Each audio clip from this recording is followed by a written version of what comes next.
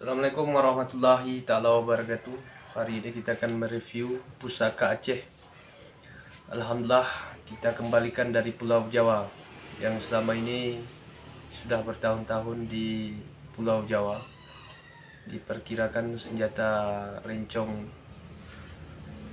sudah ada dari masa perang Belanda dulu. Akan kita buka.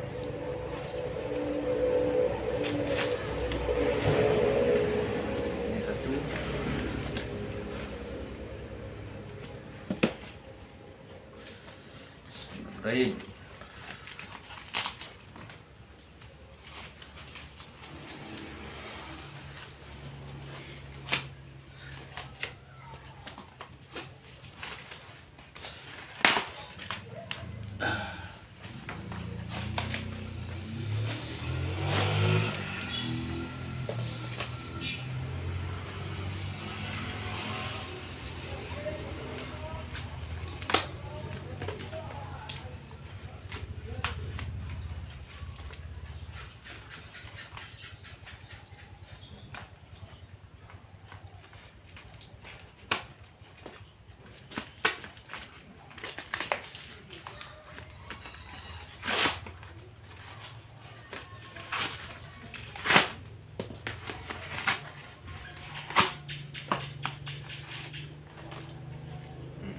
Dari Jawa Timur.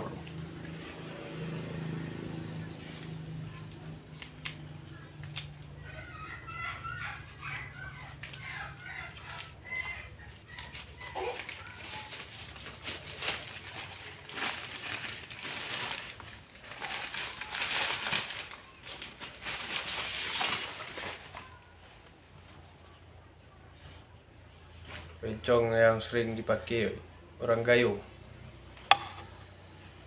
Ini sangat tua,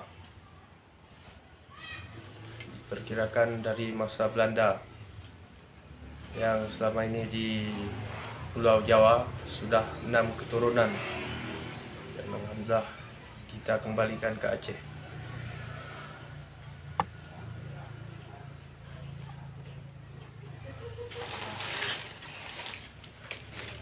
Satu lagi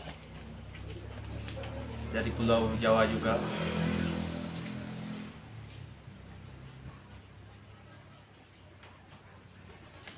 Kalau tidak salah dari Jawa Barat.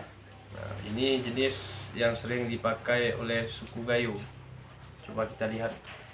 Bismillahirrahmanirrahim.